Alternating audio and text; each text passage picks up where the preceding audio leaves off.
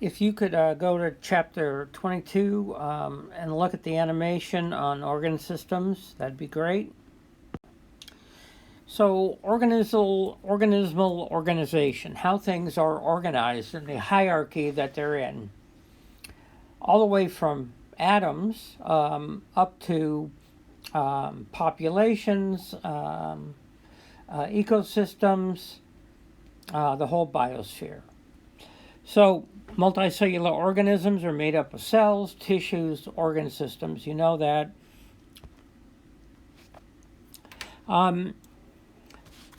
Atoms, as I mentioned, molecules including DNA,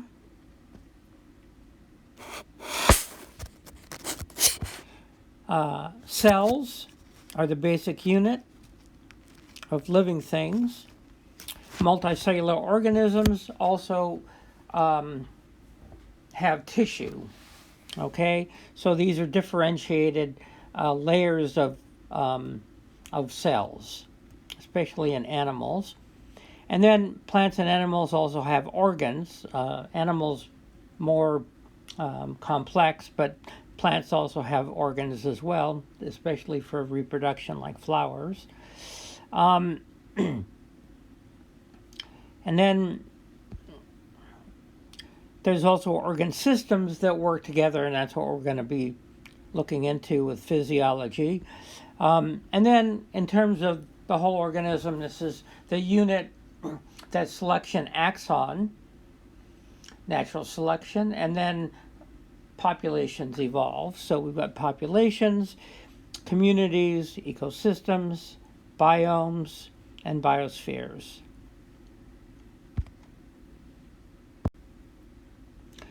Now, also, if you could go to chapter 22 and look at the animation, the video on homeostasis. So the homeostasis, we're not going to spend very much time on it. The process that maintains constant internal environment despite changes in the external environment. You just think about us, and we have a specific body temperature within a very narrow range. That's so that certain enzymes can work at enzymes are optimal at certain temperatures and things like that.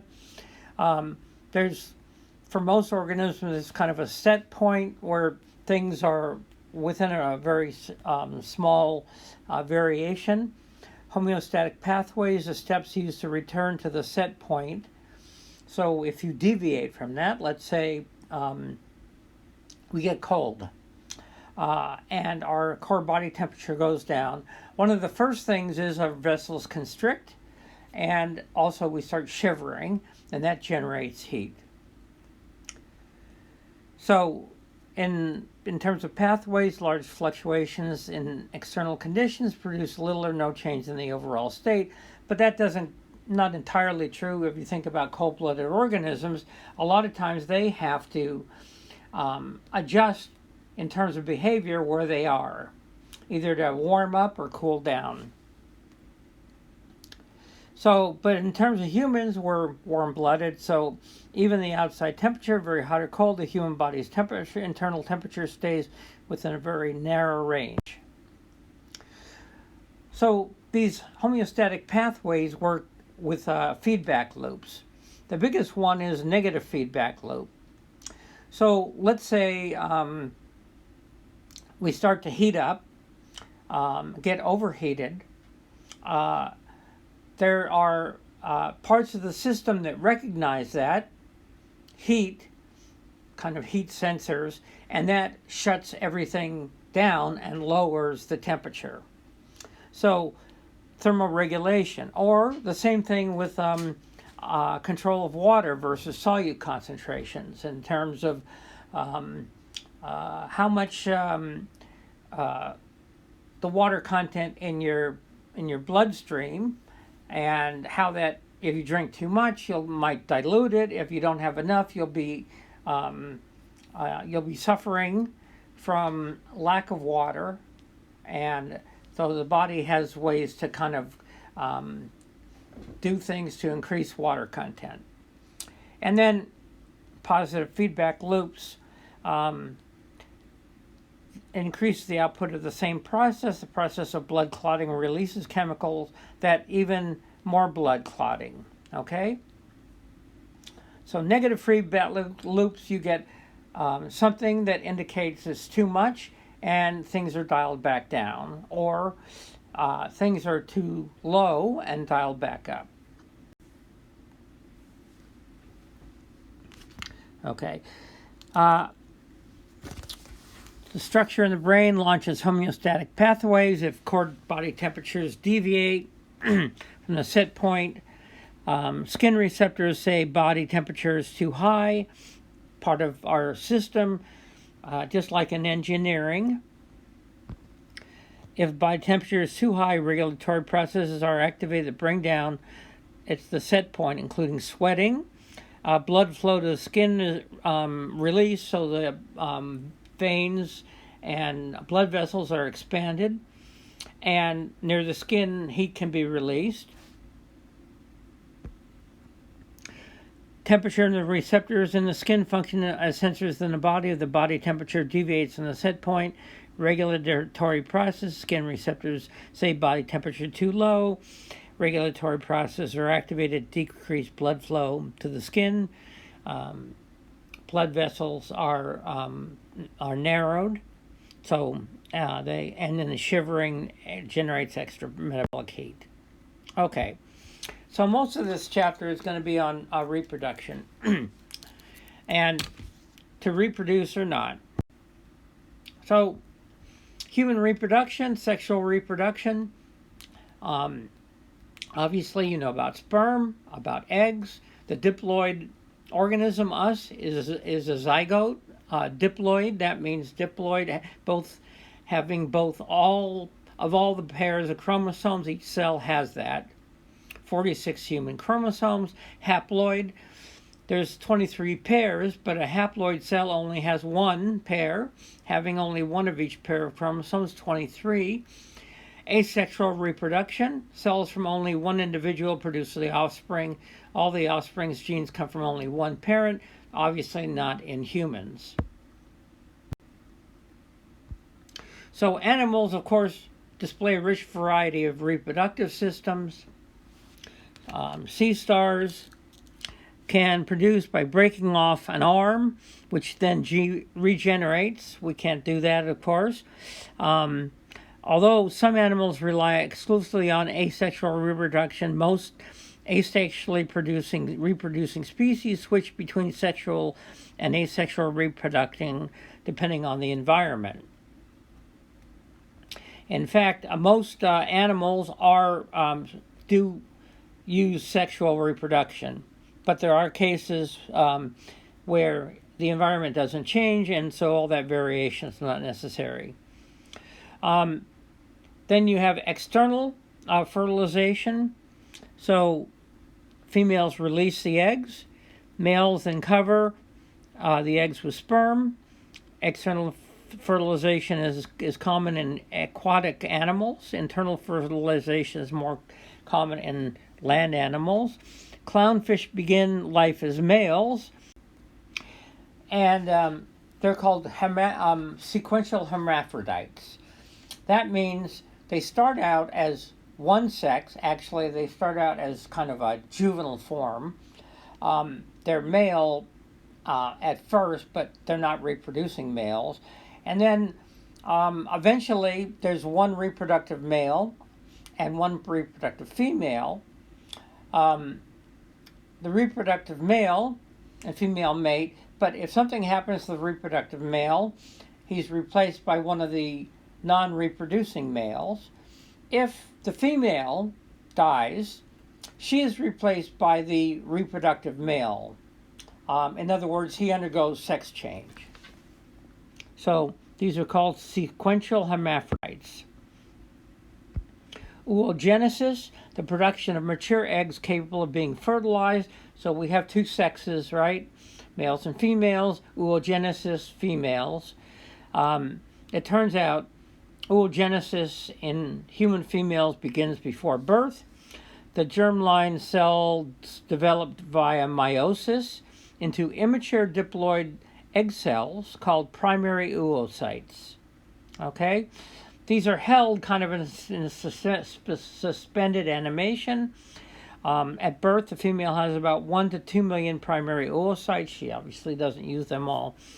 At puberty, that means maturity, being sexually mature. Generally, only 1 oocyte per month is released during the menstrual cycle into an haploid egg. That's ovulation. Starts around between 10 and 13 years of age. Only about 400,000 primary oocytes remain by then. Of course, she's not going to use very many of them.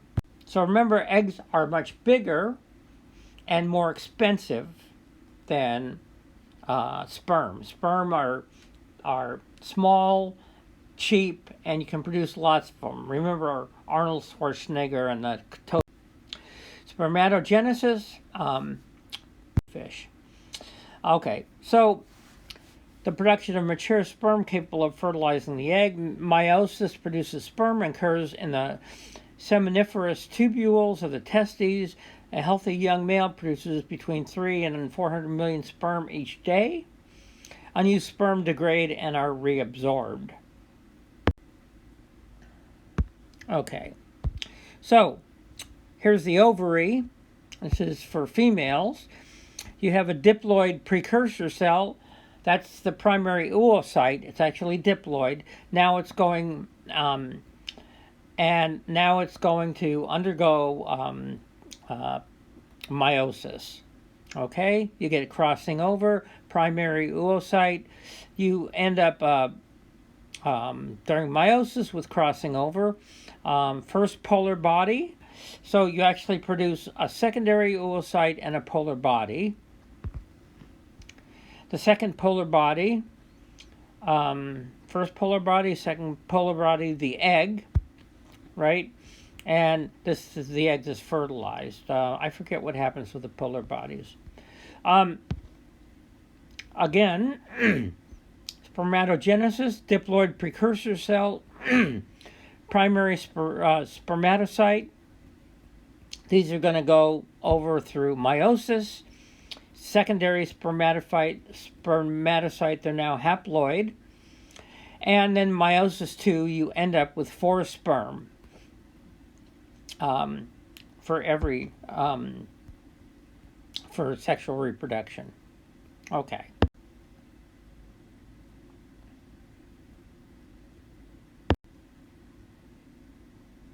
So, one primary oocyte matures to an egg each month, guided by menstrual hormones.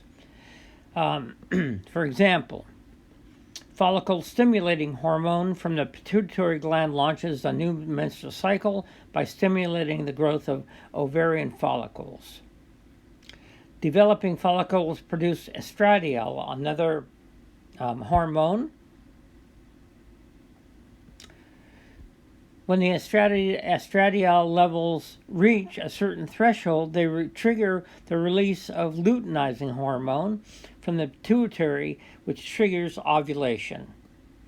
And usually ovulation is a very short-term thing. It doesn't last very long.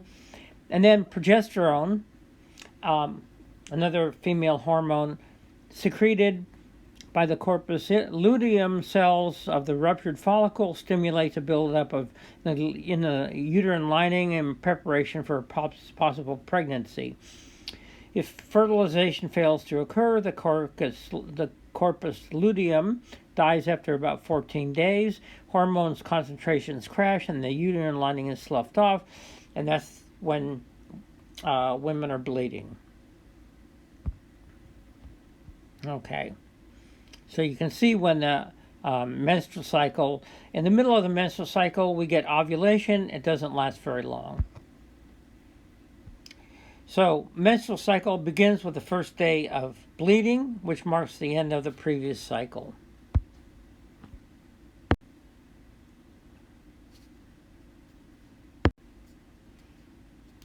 So, as I mentioned,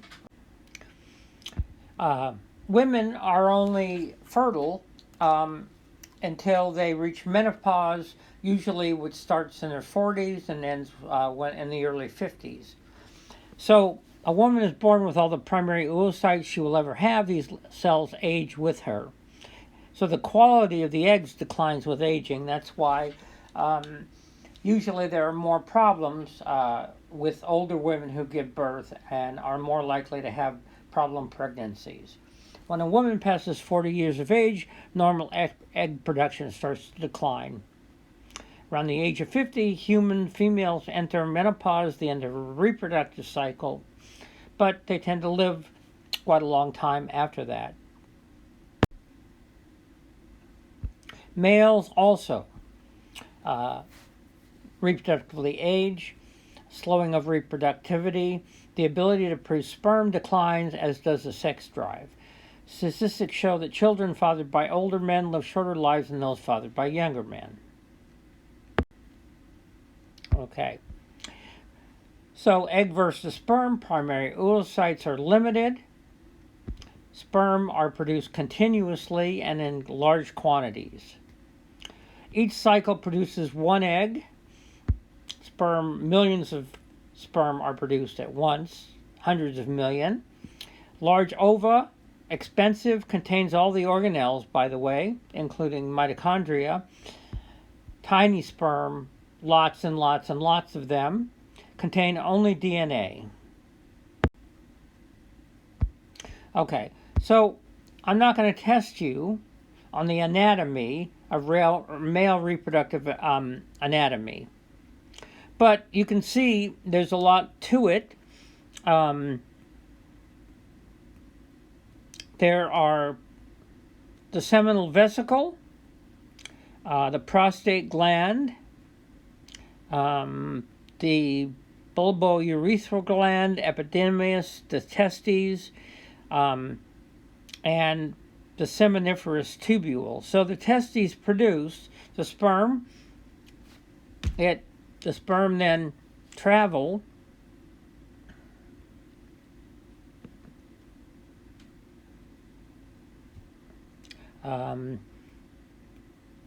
there's a seminal vesicle, a prostate gland, okay, right there, this thing right here, and then finally out through the penis.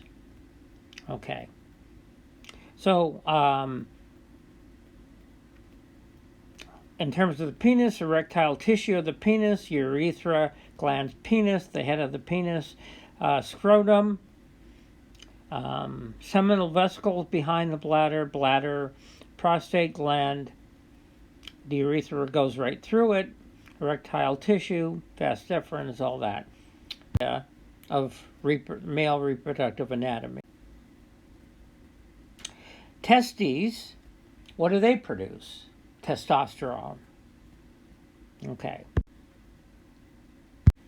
So, testes produce testosterone. Now, so like I said, I just want you to get an idea. Okay. Now, females, in addition to producing oocytes, ovaries also produce estrogen. Females, ovaries produce estrogen. So here we have the ovary at the very top and the oviduct. The ovary releases the egg into the oviduct. And then you have the uterus, endometrium, bladder, urethra, clitoris, labium minora, and major, vulva, and all that. So the oviduct, we have two ovaries, one on each side. And fertilization takes place in the oviduct after the egg is released.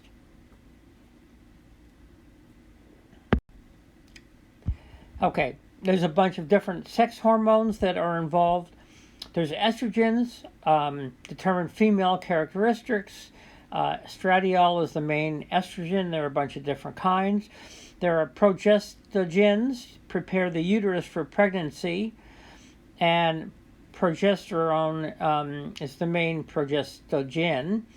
And then there are androgens, stimulates male characteristics to that directs development of male sexual structures.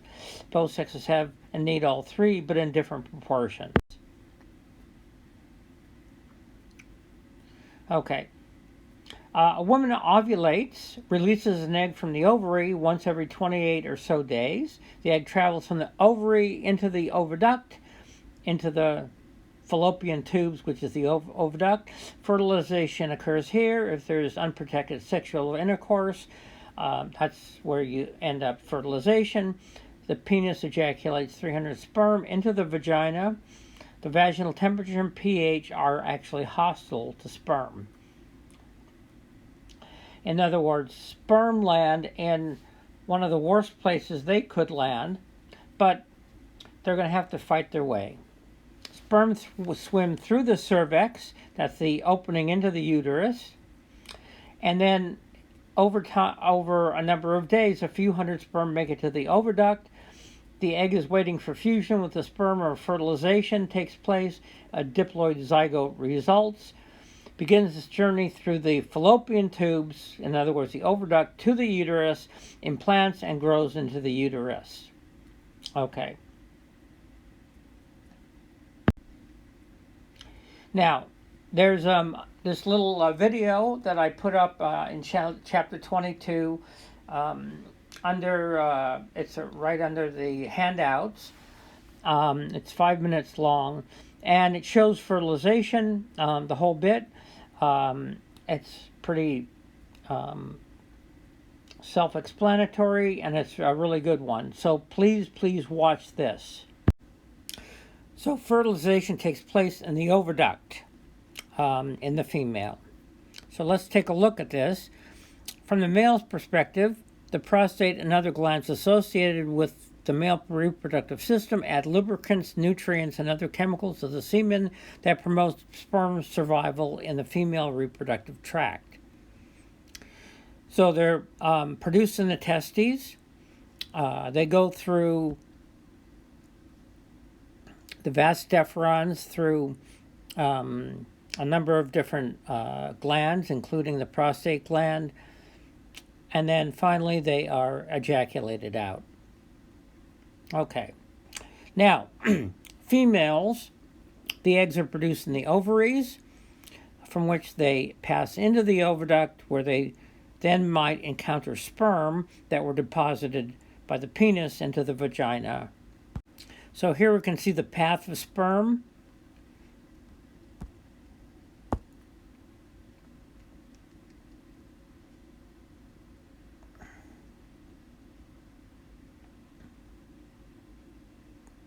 And bingo.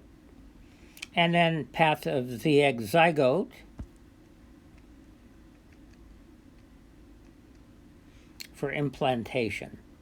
So sperm swim through the vagina, through the cervix and the uterus, into the oviducts, where one sperm fertilizes the egg. The zygote moves down to the oviduct, where it implants and develops over 9 months. So human fetal development takes 38 weeks, 3 trimesters, we'll say, of about 33 months each. The first trimester, the single-celled zygote develops into the embryo with all the main tissues. We're triploblasts, so we have 3 layers of tissue, endoderm, mesoderm, and ectoderm, and all of us are derived from those 3 tissues. The embryo becomes a fetus when all the organ systems are established. This is when most birth defects occur. Organ systems develop and fetus increases in size. The organ systems mature. Respiratory and 6 circulatory systems prepare for a transition from a fluid to a gaseous environment. The last things that really develop are the lungs, and that's why premature babies tend to have lung problems. With the help of today's technology, a fetus has a reasonable chance of extrauterine survival by the beginning of the 3rd trimester, but that's just too soon. Much better chance from about 32 weeks on.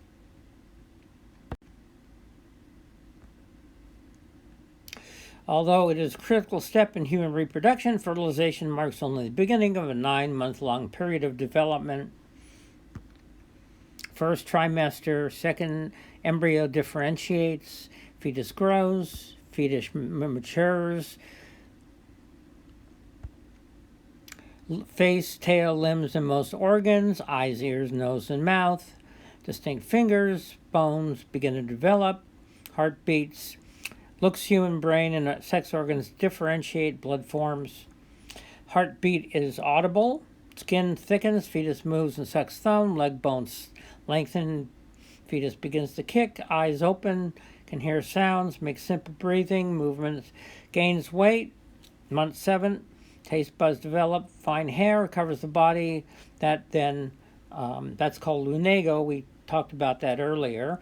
For some people, it stays there, but most people lose that fine hair. Continual growth develops head hair, continues to accumulate fat, and is finally born.